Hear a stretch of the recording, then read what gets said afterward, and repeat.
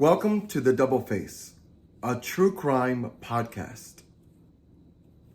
Hey guys, this is Jose. Hi guys, it's Melissa. So today we have a really interesting one. We really thought, we talked about this and we're like, okay, so we're going to get someone that's not too crazy. Like, just a quick, someone that's like, we can sum up in about an hour.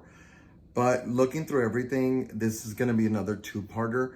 There's no way you can't get the behind the story or behind his childhood because it explains a lot. Mm-hmm. This is one of those cases where it becomes like, who knows whether he was mentally like this when he was young or it was an environmental change for him.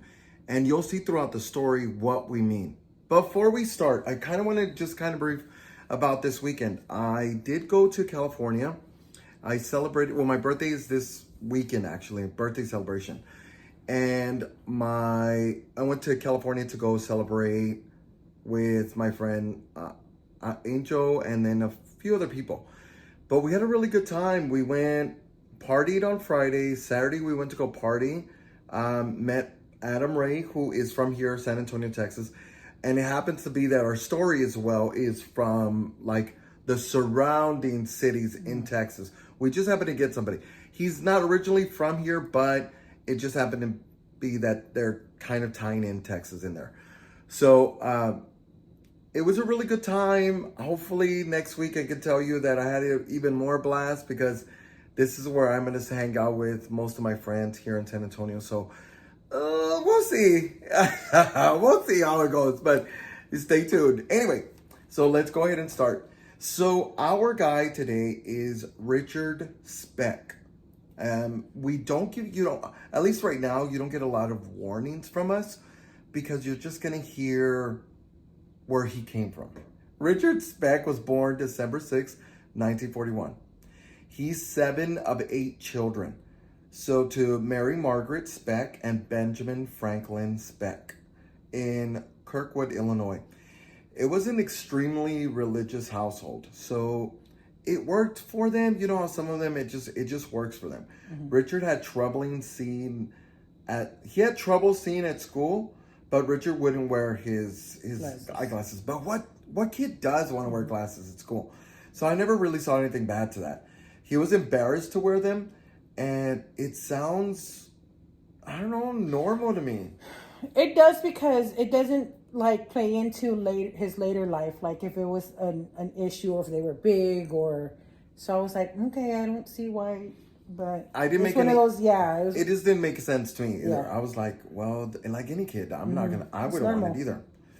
So, but he was close to his father. He had a really good relationship with his father, as most males to male, right? Because they say girls to girls, boys to boys. One day after school, everyone was gone. And that same day, his older sister drives up and hugs him and drove him to the hospital just to find out that Richard's dad has died, which is Benjamin Franklin. It's weird to say it like that, right? Benjamin Speck.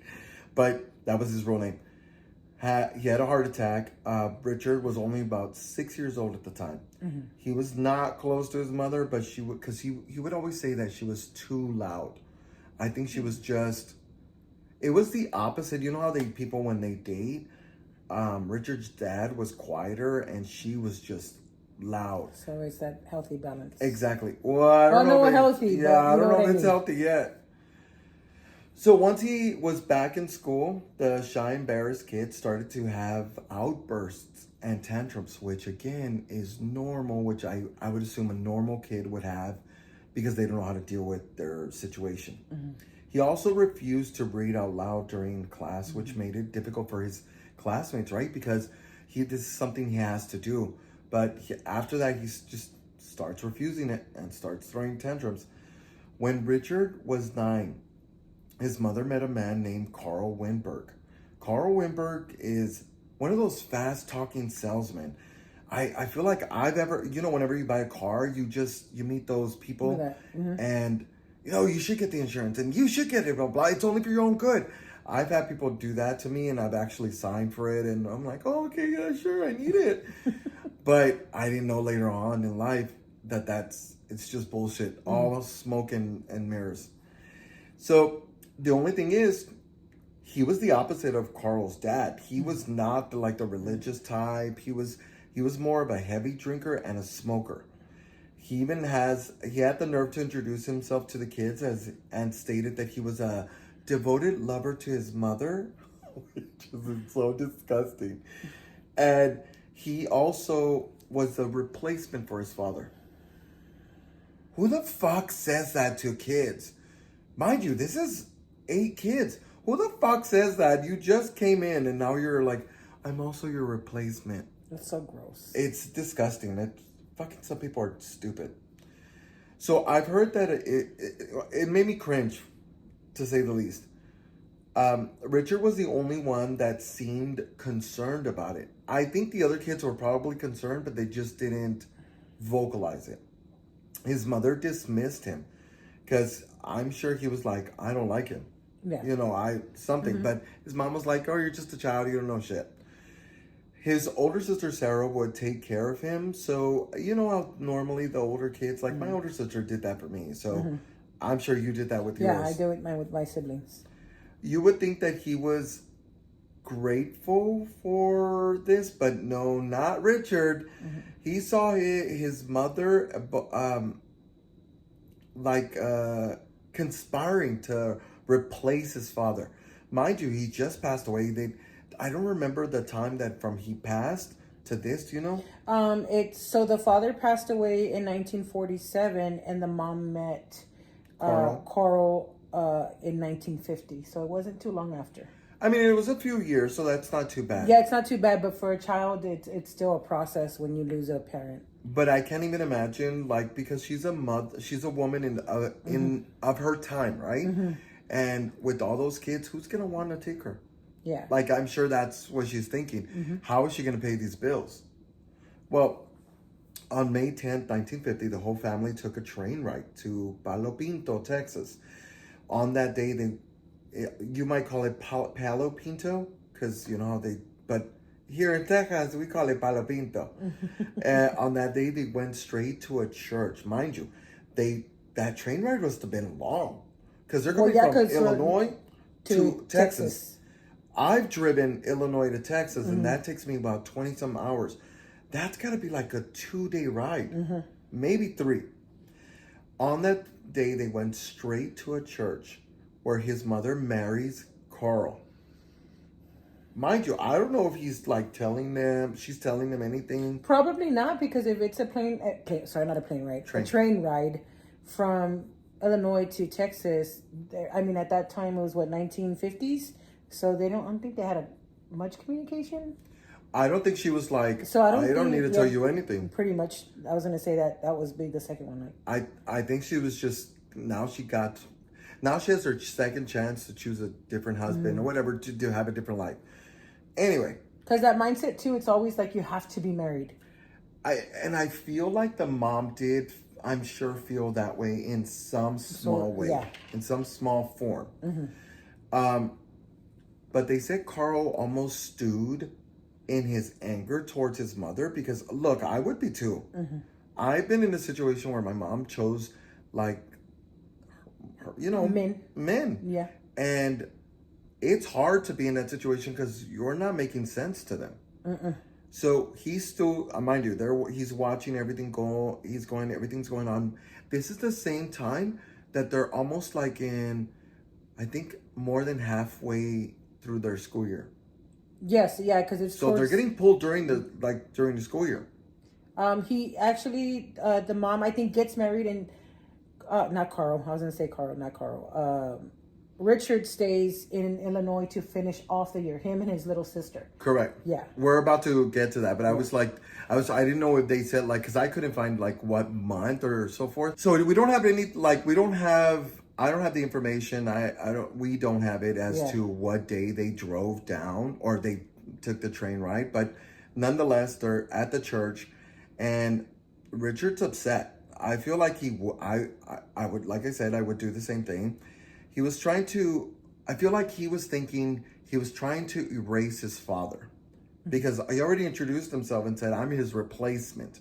And now he's marrying his mom abruptly, which it feels like.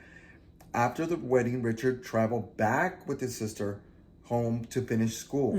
Isn't it a little weird that the mom's like, oh, you take the kids back, you finish school off to the older sister while I'm here having fun with my husband? Yeah. The little that I read was they're a lot older, so there's a big gap between Richard and the younger sister, so that's why it was always two of them. Okay, so there is a big age gap between the older siblings, Richard, and then the younger sister. So that's why you don't get a lot of story with the older ones. Just a little bit whenever they do help them out later on, but not much. So that's why it was only two. So I guess that's why it makes more sense as to the relationship, why Richard is more like he's reliant on her, on his mom. But okay, that makes more sense. So not only on top of that, they started to sell his father's home. So I can't even imagine how that's creating that relationship and that anger towards. Now it's shifting where he's like, I'm starting to hate my mom and I'm starting to hate women in general. Like he's almost adding everything up based on her behavior. So when the school found out that they were about to move, because I told you that Richard was like not having it. He was not following through with work. He gave up is what I'm trying to say. They found out and they didn't want him to have a bad start in his new school year, that they passed him. They shouldn't have, but they passed him knowing that he should have stayed behind. So they go on his merry way, whatever. They say, fine, go ahead.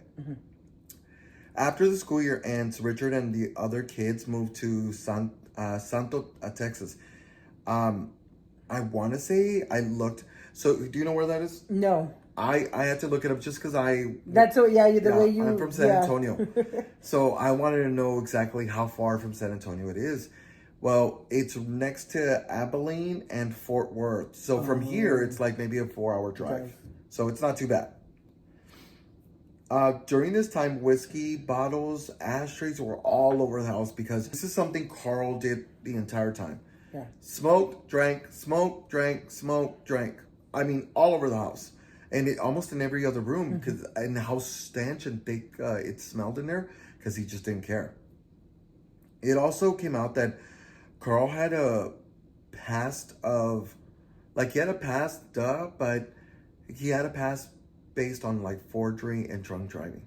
And that's something they didn't know before the wedding and before all that. They just didn't know about his past. And I think something tells me that I don't know much about this man, but it feels like this man has done it before. Where he was married? It feels like he was married before, and then like he jumps from relationship to relationship, and when it gets too hard, he leaves. Yeah. So during the first year, they said it was not, which I'm sure is not the easiest year. Yeah. It was the most difficult time for Richard Speck. Yeah, in reference to his relationship with Carl.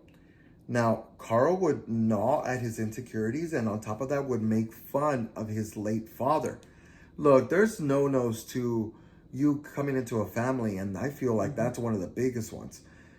That was the first time Richard ever got wanted to be physical or had like an altercation, you can call it, with Carl. Richard was so upset with him that he raises a hammer and tries to hit Carl over the head. But his little feeble attempts, mind you, he's still young. He just like swashes him out of the way and it's like, nah, get out of here. But in one of his attempts to like get Richard out of the way, he smacks, I guess, the hammer, and the hammer flies back onto his head. Richard then falls to the floor, starts, I want to say, not foaming at the mouth, but he starts convulsing a little bit. He put Carl sees that, turns him onto his side because he's vomiting. Oh my God. So, do you remember when I mentioned, and I don't know what it was, but they also had a brain injury. I think it was Our yes, first case, Fred. Fred West. Yeah. Fred West. Fred West had head injuries. And I've seen this again, time and time again. And I feel like this is one of those situations that this, I think, made an impact as to who he was going to become later on. I don't know if he was already like that, but I feel like that head injury caused or made it worse. Probably made it worse because you have your emotions that you're still dealing with as far as your father, because you were close to him. So there's that. Then there's the growing anger that he's getting with his mom, and then the abuse that he's receiving from his stepfather. And mind you, look, his stepfather looks like he's not. I don't understand why he agreed to marry a woman with 8 kids. And the reason I say that is because it comes with a lot of headaches. With them wanting to think you're going to replace the kids, which you obviously did state, but it's a lot. But I'm thinking with what you said earlier is that some of these kids were already out. Yes. So the reality is there wasn't that many left. Yeah, it was just 2. So that makes more sense because he's like, oh, I can handle younger ones. Yeah. Now, after that happened and Carl gets up, Richard gets up. Carl tells Richard, look, if you ever attempt that again, it'll be a lot worse. So Richard and Carl never mentioned it again they never mentioned it to Richard's mom, because I think Richard's mom did bring it up, like, why do you have an injury on your head, which was pretty pronounced. Yeah. Well, if he's vomiting, I mean, on top of that, that's a lot. she said, he said, Richard states to his mom, oh, it's just from a tire, from, those tire swings? Oh, yeah. That he fell off of a tire swing. This is Richard telling his mom. But do you find it interesting that he's afraid of Carl? Yes. Well, I mean, I'm assuming because he's probably a big man. Because it doesn't describe... It is a big man, yeah. Okay. No. Okay. Well, he's only 6. Oh. Or he's like a child. Yeah. I wasn't saying he's like a child. But, yeah, he's a child. So I can understand him being scared, but at the same time, it's like you're in that protective mode too, because it's like, who's going to protect me? My mom's not doing it. Yeah, that's true. He's starting to hate her so much. So it's, I just find it's heartbreaking that young Richard couldn't tell his mom, like, this is what happened. She sounds like she was submissive. That's what I feel. Like, as you go on with the story and you go on in later on and what she does with Richard, I was just like, the mother. It's heartbreaking. Yeah. I feel for young Richard. Yeah. Not adult Richard. Fuck with that adult Richard. So in 1951, they moved to East Dallas. But in 1952, Richard's brother, Robert, was driving his motorcycle and was hit. He instantly died. When he arrived to the hospital, he was already dead. I can imagine him processing this, right? They said that he had to...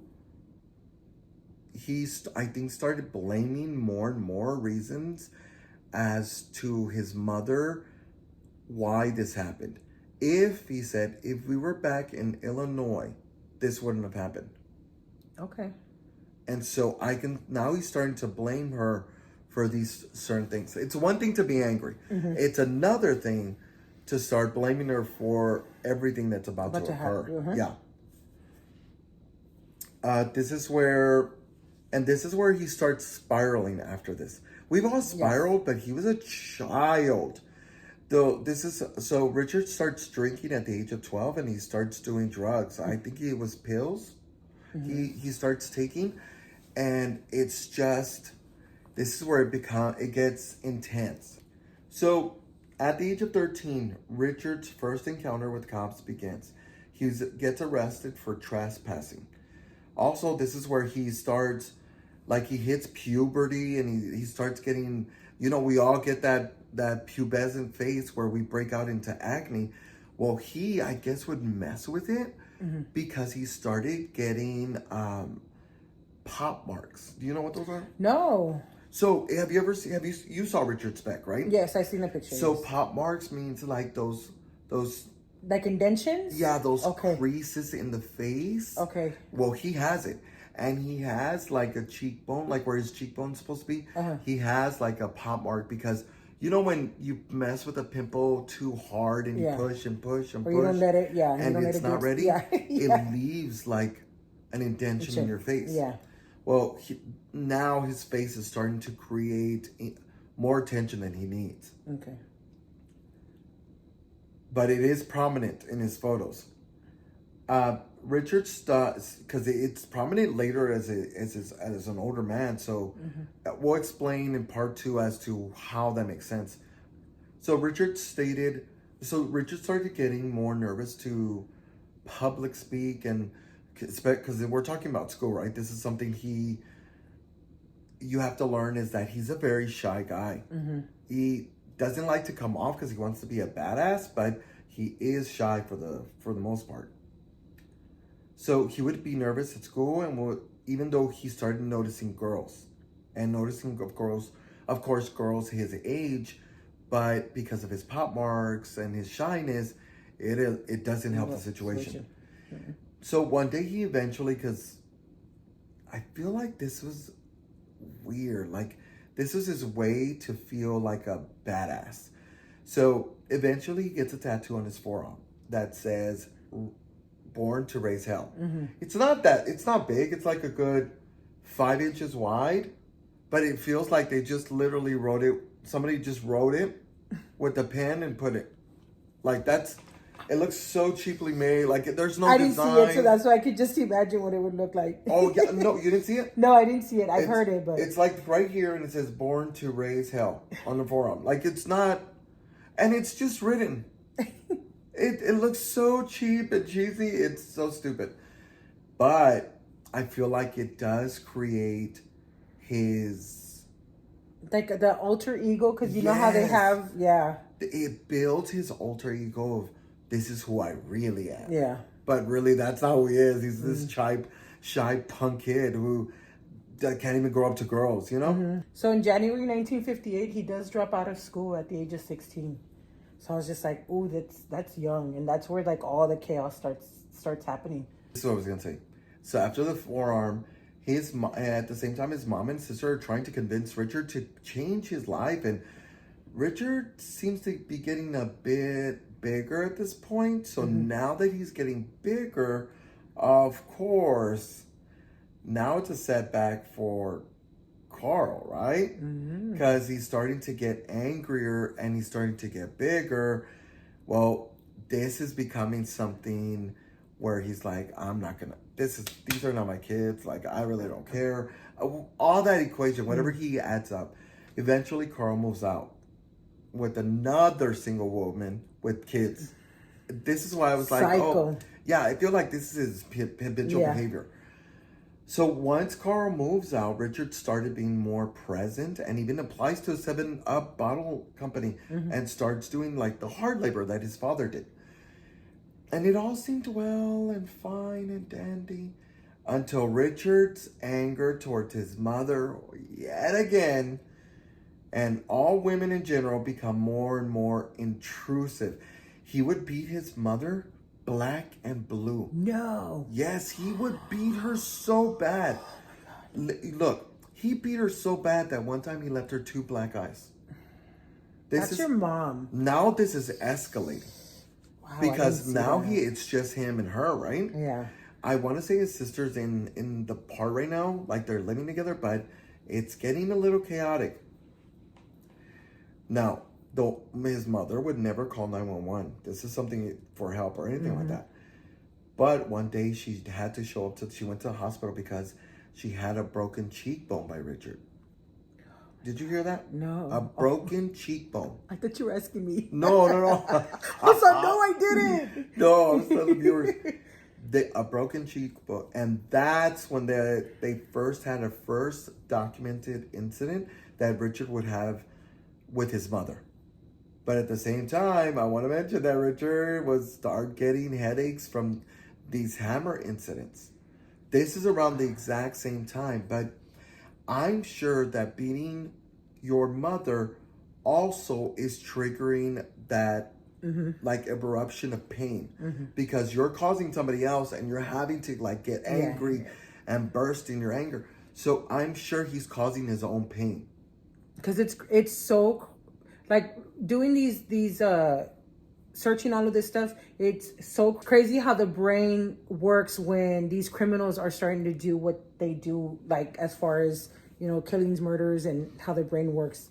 It's mind-boggling.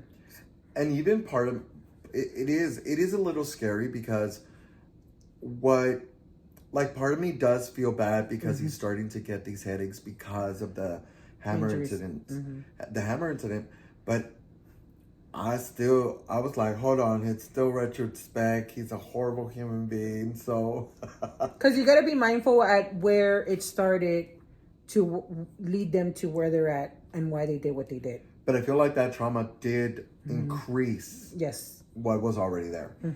During this time, his sister was engaged and they lived at the same house for a while because can you imagine? His sister has to see that her brother is beating their mother black and blue. I'm sure she's like, we're not going anywhere, to her fiance. We're not leaving anywhere. We're staying right here. Let's just take care of mom in case something happens. So on October 1961, at the age of 20, mind you, we've already fast forwarded a few years because we need to like get caught up with what he does. He meets 15-year-old Shirley Annette Malone. Both of them, both 20-year-old and 50-year-old were with their parents at the Texas State Fair. Yeah. And while they're there, they noticed each other and they Google-eyed and they talked, and their parents saw that they liked each other. Because Richard was so shy, both the parents and Shirley thought that he was younger, only because he's so timid. But so they were both talking, the parents, and they said, "Oh, we kind of like this. We kind of like this behavior. Shame on you, because you know what son you have there, and you're about to send this fucking horrible human being with this little girl." Because she was probably trying to be like, okay, I can get rid of him if I send him off. Yeah. So Richard and Shirley spent the next day together with the blessing of both parents, as I mentioned. I don't know if you heard me, but she was 15. He was 20. And Richard would even prove to like Shirley how much of a badass he is because, oh my God, I'm going to show you how mature I am and what I can do. And so he takes her to go drinking. And then afterwards takes her, because he's so romantic, he takes her to an abandoned building to have sex. And to add fuel to the fire, Shirley she starts talking to him one day and tells him, "Look, we need to talk. I'm pregnant." And mind you, that they've only been together for 3 weeks. 3 fucking weeks. When I was reading that, I was like, oh my God. 3 weeks. Not only on top of this is where I feel like Shirley, I wish I could yell in her ear and tell her, "Get the fuck out of there." Because Richard has this really skewed fucking point of view of women. He's like, because he saw her as pure and whole. Now he sees her as a whore. Even though he's the one that slept with her. I was going to say, she slept with you, not with anybody else. Exactly. Yeah. But now because she's pregnant, he sees her as a whore and a slut. Like that, she's not pure anymore. I think he's relating her to her like his mother. Probably. Because you know how she was a church-going woman and now she's not the church-going woman. So I feel like there's a relation there. And you can only guess when his parents find out what the solution is. You guessed it. You should get married. Jesus Christ. So one day while they're living together, Richard was coming home and Shirley was like, "You know what? I'm a little tired. I'm going to make Richard something to eat. I'm going to leave it there. I'm going to go to bed." She's pregnant. She's exhausted. She has the right to do. So she leaves him a note, whatever. Well, Richard opens the door to the room where she's laying down in, watches her body because now she's starting to like grow in her tummy, and he notices that her body is changing, and he's like, he's aroused. He's aroused.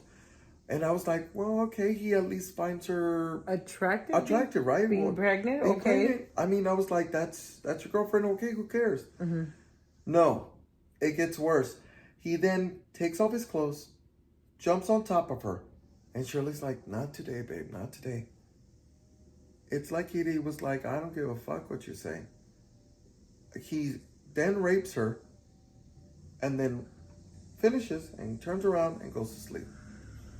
Like if nothing ever happened. I can't even imagine that poor little girl, what she's thinking. She just told him no. But she feels like she has to because he's the father of the child. Correct. So she knows it's wrong, but she's like, well, I can't say nothing. He's my soon-to-be husband or whatever. Yeah. This is a cycle that he would continue and continue and continue through her pregnancy. Now, since the headaches would become more pronounced for Richard, he went back to his old behavior and started to drink and had to take pills. When I feel like this is another thing where he spiraled yet again. Shirley eventually gives birth to her daughter, Robbie Lynn Speck, on July 5th, 1962. What Shirley didn't know was that Richard was serving 20 days in prison because of a brawl fight in McKinney, Texas. Mm-hmm. I'm sorry? You couldn't show up to your babies, your first child, to get born, to their birth, because you were in jail. Because you got drunk. But once Richard got out, he went straight home to see, like, hey, I gotta get back to her. Well, I guess he had already called his mom and his sister. Sorry, they normally don't cut the lawn this late, but they're cutting the lawn. Excuse it.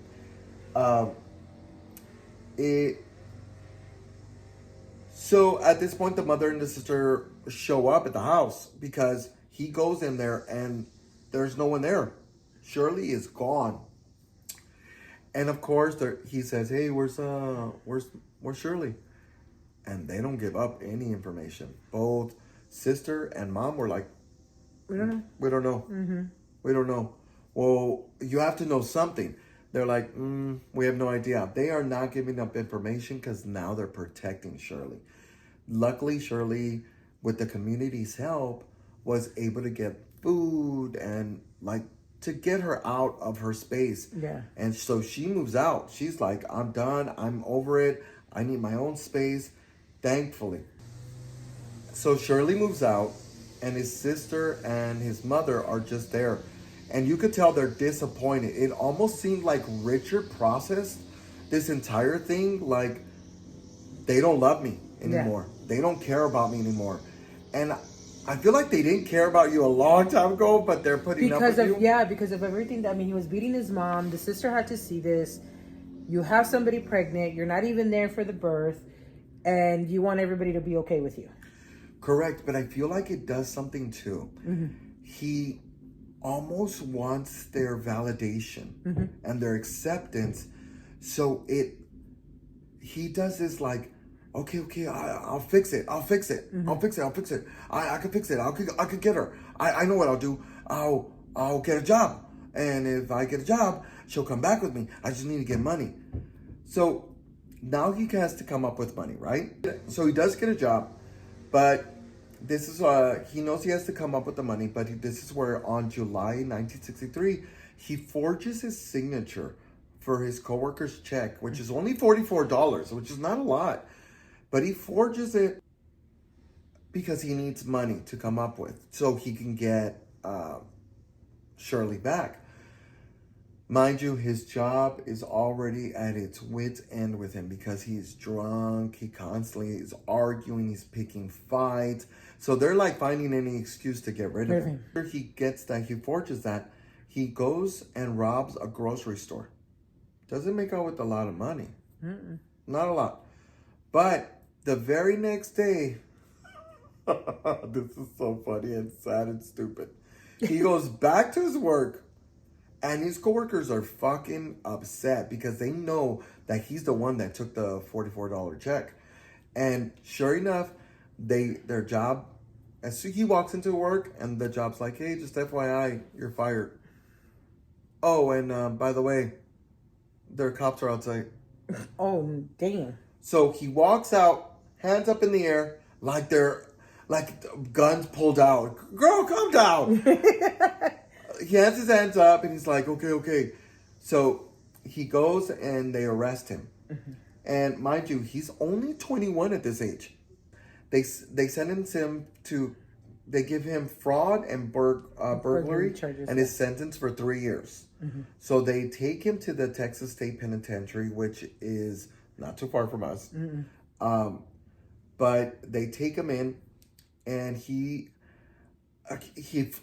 this is so weird. Richard finds a way to assimilate himself in the prison. Like he finds a way to blend in, and also he does this thing where it's like a survival thing. I don't know what it is, but I'm sure everybody does this when they're in prison. Yeah. He finds his niche and also gets people to almost fear him a little bit. So they won't mess with him. Okay, makes sense. That makes sense. I mean, I would have done the same thing, honey. I'll find somebody who's scared of somebody. Okay, for real. But I told you he was set for 3 years, right? Mm-hmm. But he only gets 16 months because of course, good behavior. He does really well, and oh my God, Richard, you did so well. We're gonna release you. We're gonna release you. So they release him. Mind you, on January 2nd, 1965, he gets released from prison. But after this, once he's released, he goes right back to mommy. Mind you, mommy who he hates, can't stand, thinks she's a whore. Goes right back to her, and immediately says, he starts asking about the baby, right? He's like, where's my baby? Where's my baby? Where's my pure baby? Because it's a weird thought. But anyway, it's a baby. He has a weird way of describing it. Anyway, they are like, we don't know much, but he is living with his mom. So his mom is, because his sister did move out at this time. Mm-hmm. She's already pregnant, about to have a baby. So they finally move out because thinking that their mom's going to be okay. Exactly. Yeah. Well, plus Richard was supposed to be in jail longer. Yeah. But in between the relationship, he's asking her, and he finally gets a little more information out of her that she does finally meet another man. Yeah. Mm-hmm. And it doesn't really bother him that she meets another man. Mm-mm. It's the fact that she's a slut and a whore, and that she should be gutted like a pig. It's what he tells people at the bar. Like, that's exactly what you're talking about. The mother of your child, who you deflowered. Mm-hmm. And now you're like, God, she's a whore and she's a slut. I don't get it. I don't either. I don't understand the thought process behind that. Exactly. So on January 9, 1965, and this is just 1 week later, 1 week after he was released, he goes to a local bar. It's something he learned in prison, right? But this is weird. To always carry a shank or something to protect you. Mm-hmm. But he took a weapon and the weapon was a 17-inch carving knife to protect him at the bar. Why do you need a big old monstrosity of a knife? Who's coming, Godzilla? Like, who are you climbing on top of that you need a big old 17 carving? I mean, that's a lot. How do you carry that into a bar with no... I don't understand. I would have been scared. Well, I would think back in the day, it's like normal to carry stuff. I guess. I don't know. Still. I would think. I don't know. But this is where he sees a woman who's walking towards her car, and he kind of brushes up on her. And she immediately screams and yells. And what does Richard do? He doesn't say like, I'm going to kill you here. No, he's like, and runs for it. Luckily, he doesn't get too far, and the cops catch up to him. Mm-hmm. So he runs away. The cops do apprehend him, And then they immediately tell him, Richard's like not one of those that lies. He's just No. like, oh yeah, I did do that. Oh yeah, I think she's a slut. And I think she should be cutting like a pig. What the fuck?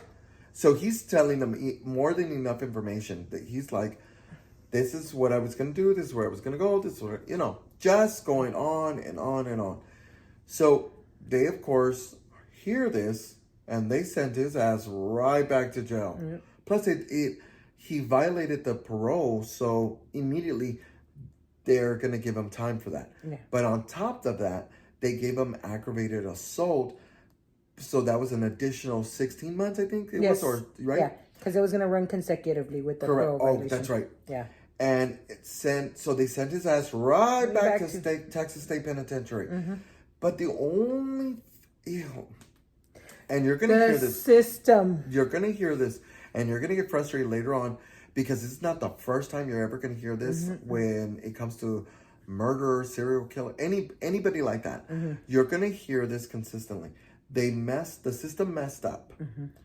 Richard is a talker. He must be like me, honey. He keeps referring to, like while he's in prison, he's referring to Shirley that, again, she's a whore. She needs to be gutted like a pig. Just over and over. He says it so much that even people in the prison know her by name. Now, due to a mistake that I was mentioning earlier, that the system messed up, Richard only spent 6 months in jail. Not the additional or the total of 16 months. It's because he gets released. Mind you, the same day he's about to get released, Richard knows, what the fuck? You messed up. Yeah. Yo, bro, you messed up. He didn't speak then because he was like, you know what? I ain't going to say nothing. I ain't going to say nothing. I wouldn't either, to be honest. If I was in jail, honey, you told me I'm getting out that day. Hallelujah, hallelujah. He didn't say nothing. So he just said, you know what? I'm going to keep it to myself. I'm going to stay quiet. So they exit him out of the prison. So once again, he goes right back to mommy. Bless you. And he then starts getting a job at Patterson Meat Company driving trucks. drinking trucks. He did go to he would go party or drink afterwards at Jenny's Lounge. And now, Richard was enamored with Jenny because she was a professional or an ex-professional wrestler. In December 1965, Richard moves in with a 29-year-old divorced woman named Jenny. She's an ex-wrestler and is bartending at his favorite bar, which is Jenny's Lounge. And he's also babysitting her 3 kids, which I thought was weird. I thought that was really weird. I was like, how are you going to babysit 3 kids when you can't even take care of your own? But to each his own. And then in January 1966, Richard's wife files for divorce.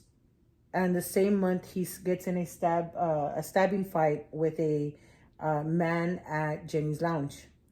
So there are triggers to these behaviors. Yeah. Like, anytime there's something big happening, it feels like they replace it with anger. And by the anger, somebody's in the midst of that. Yeah, somebody's always going to get the wrath of his anger. Mm-hmm. So at that point, he is charged with aggravated assault. And of course, his mom gets a defense attorney. This is where I said the mom was very... it's like she catered to him and catered to that bad behavior. But I'm sure it's part guilt as well. No, it is. I'm sure she thought, what a bad mom for, getting a man that wasn't that great. He left us. And then she knew she had to have caught him from time to time being ugly to Richard. Mm-hmm. Probably did. So, of course, because he has a defense attorney, the charges get reduced to... No. Disturbing the peace. No. And a $10 fine. Slap on the fucking wrist. Pretty much. And he only does 3 days in jail at that time for failure to pay the $10 fine. Baby, easy breezy, honey. Here's $10. Here's $20, just in case I do it again. But he has to serve 3 days in jail because he failed to pay the fine. So on March 5th, You mean wait? $10 fine. Fucking tell me he didn't pay $10. $10. He had a defense attorney, but couldn't pay the $10. Go ahead. Okay. And on March 5th, 1966, because he's already out, mind you. He does it 3 days, comes out, March 1966. Speck buys an old car. I don't know where he got the money. He couldn't get $10, but he could buy a car. He could buy a car. Robs a grocery store the following evening. Again. Stealing 70 cartons of cigarettes. 70. 70? 70 cartons. They're packed, 6, I think? I'm assuming? I don't know. Yeah, I think they're packed 6. Sorry, I know this because my grandparents used to smoke. So, which he sold out of his trunk of his car in the parking lot in the same grocery store that he stole the cigarettes from. No, he fucking did. Damn, this man's stupid. He's stupid. He, of course, abandons the car because he runs. When police arrive, they trace the car back to Speck. I'm like, you bought the car. How did you think like they weren't going to know? And then you're selling cigarettes out of the trunk. Like, come on, guy. So, of course, they would issue an arrest warrant because of the burglary. So, guess what happens? March 9th, 1966, Richard Speck's sister, Caroline, drives Speck to the Dallas bus depot, gets him a ticket, and sends him on his way back to Chicago, Illinois. Oh, my God. This is where the family plays a big part in a lot of, like, his bad behavior. Well, I mean, I feel like in my family, they've done that in where they don't mean to help them out in their situations, but they just don't also want them to behind bars. Does that make sense? Mm-hmm. But I feel like they should have left his ass in jail. Mm-hmm. Or they should have let him get arrested, or the arrest warrant that was issued, they should have been able to pick him up. Or it might be the next day. And he is staying with his sister, Martha Thornton, up in Chicago, with her family, her husband, her 2 kids. And then a few days later, he returns back home to, I couldn't pronounce that. So you might, Mammoth, Illinois. I knew I was going to get tongue-tied. And Speck gets a job through his brother, and he is doing sanding, like plastering board on the wall. I'm assuming that's what it is. I don't know. That's what it's like. Plasterboard or sanding plasterboard. There you go. Sanding plasterboard. Of course, Speck then finds out after he's doing the job and all of that, I guess trying to get his life together. A few days later, he finds out that his ex-wife now is getting married. They had just granted her the divorce. So she's now getting married, like, a few days later or something like that. I think I understood it. And he was pissed. He was pissed that she was getting remarried. How is he finding out this? I guess through I didn't get to see, probably, or I don't know if it's through the grapevine, or I don't know if because he's still asking for her, and did he ever meet the daughter? No, not that I heard. Same here. I didn't hear. So it's probably again conversations and where is she at and what is she doing and she's this and she's that and I want to meet my daughter. So that's probably why it went through the grapevine of. Even though in jail he does get the daughters on the other hand. Oh, okay. So he puts that stupid tattoo on one of his arms, and on the other one he puts her name. See, that one I didn't catch. So, yep, got upset. She was getting remarried. Of course. So, on March 25th, 1966, Speck moves to Christie Hotel in downtown. What was it again? I think I said it wrong, but I want to say it's Monmouth County. So Okay. Monmouth, Illinois. And spends a lot of the time downtown in the downtown taverns. So drinking again. Drinking, yeah, because I was like, what's a tavern? And when I looked it up, I was like, oh, basically like a bar. Yeah. And the ending of March, it doesn't give me a date, but towards the end of March, Speck and some other, I guess he meets some people along the way, some acquaintances, and they're bar hopping in Gulfport, Illinois. And they're detained overnight by police because yet again, Speck threatens a man because he's drunk in their restroom with a knife. So here we are again in jail. I'm like, the slew of arrests that this man has. But nobody's like, just keep his ass in jail. Just keep going. Just keep 100 going. years, preferably. Just keep going. So it doesn't say if he, it just says that he stays overnight at that point in time. So here comes April 3rd, 1966. A 65-year-old resident in Monmouth. Monmouth? Monmouth. Something like that. I'm sorry, yeah. we're butchering that name. I would hope I said you only because you lived in Illinois, so I maybe he might know. So her name was Mrs. Vigil Harris, and she was returning home from a babysitting job, and she was it was like 1 a.m. that she was getting home, and she walks into her home being burglarized. And this is where I learned how tall Richard was. He was 6 feet tall. I was like, man, he was a tall man. I guess because the picture I saw, you only see from the chest up, that I didn't realize how tall he was. Tall and almost skinny. Yeah, too. very skinny. And so she says that she walks into a 6 foot tall white man with he had a varnishing knife, but he was also polite and spoke very softly to her. Very softly. With a southern drawl is how she said it. Of course, he blindfolded her, tied her up, raped her, ransacked her house, and only stole $2.50 from what she had earned from babysitting that night. I was just like, híjole, these two, like, it's not even big amount of money. Like, even in when it equates to, I didn't say that right. When it equals to, when it equals to the amount that they were making at that time, it's still not a lot. No, but it's not. I don't think it has anything to do with the money. I think it has to do with him escalating. Yeah. So before it was just brawl fights with his equals, meaning men, right?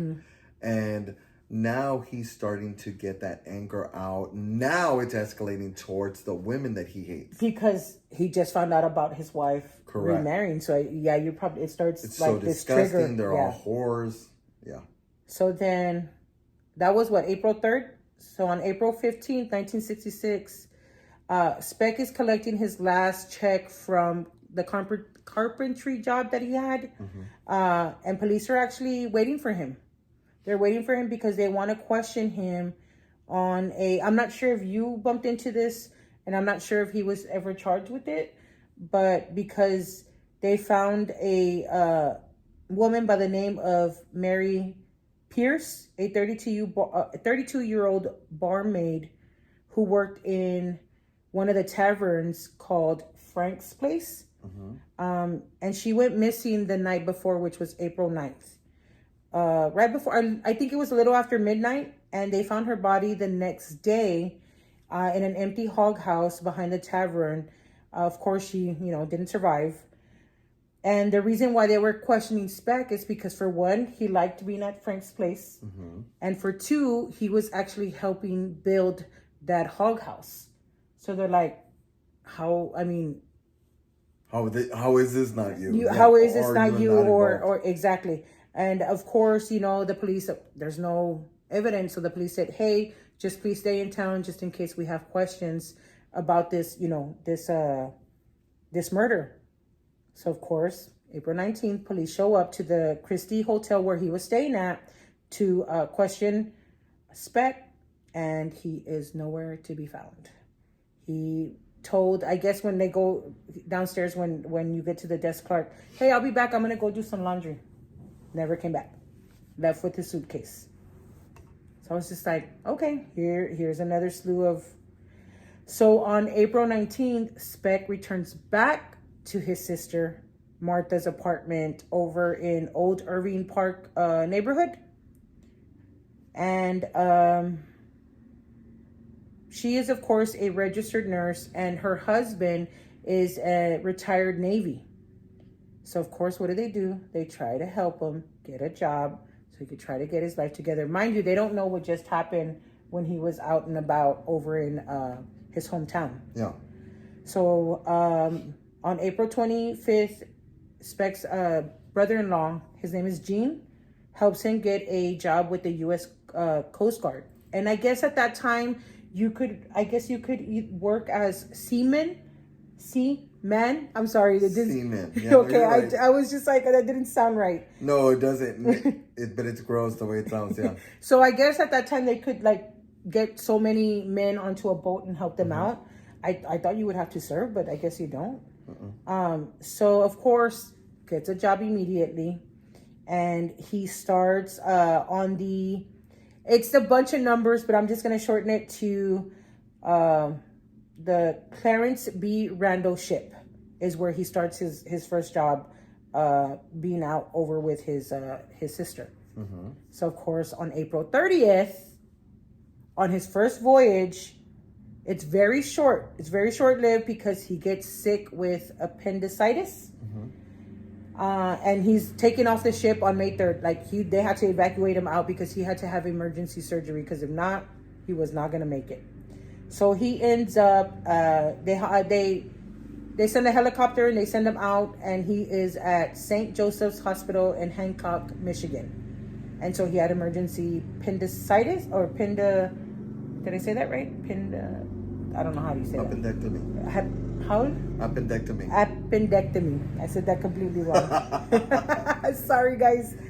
Because he's going through, like, it's like just 2 days, 3 days, 2 days. Like, so much happens in those short amount of time. So, of course, he's recovering. He gets better. He's discharged and sent back home to his sisters. He recovers and he gets back on the Clarence B. Randall ship on May 20th. It's short-lived because then on June 14th, he gets drunk, gets into a fight with the boat officer at the time. So he's put ashore on June 15th, like the very next day. And at this point, he's in St. Elmo on east side of Chicago. Flop house? A flop house is a doll's house. It's like place for very low cost lodging. So this is what it looks like. It's almost like very cheap room with a bed that looks like it's been worn out. Yeah. That one chair, one bed, just not a nice room.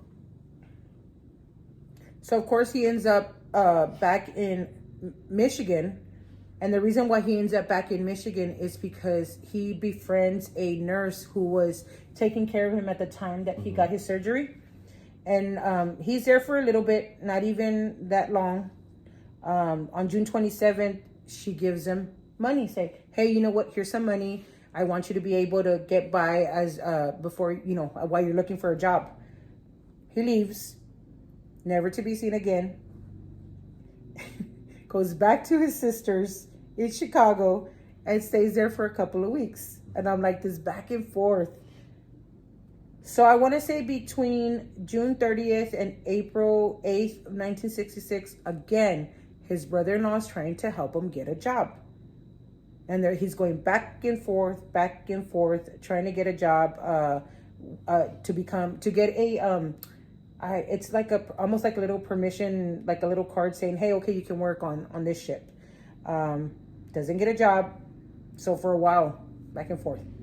So finally on April 11th, 1966, Speck kind of overstays his welcome with his sister.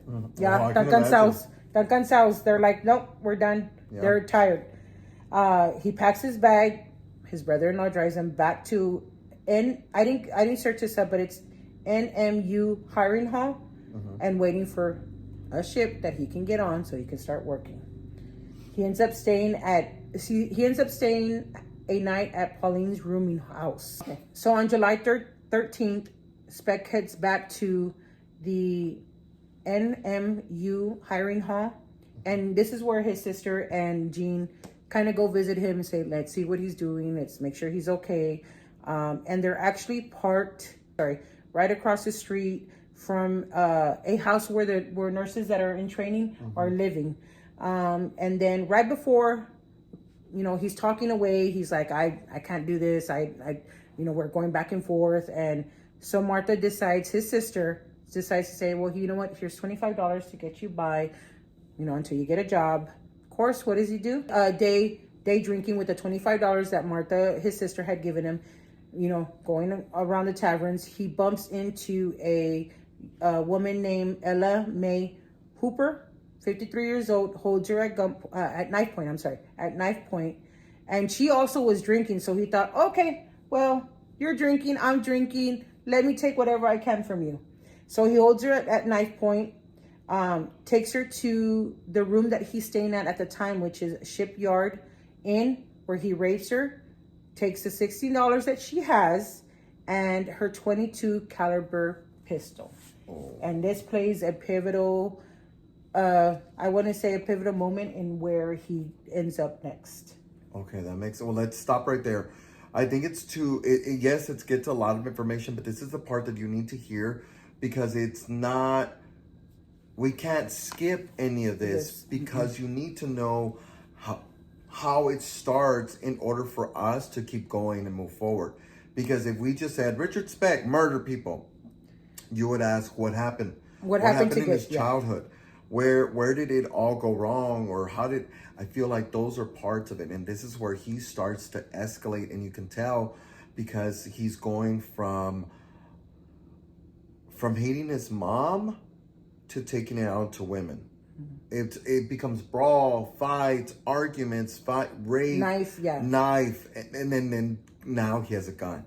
So these are the moments that we need to know. So in the following week, we'll continue the rest of it. Thank you for listening. Dame un besito. We gotta go. Bye. Bye.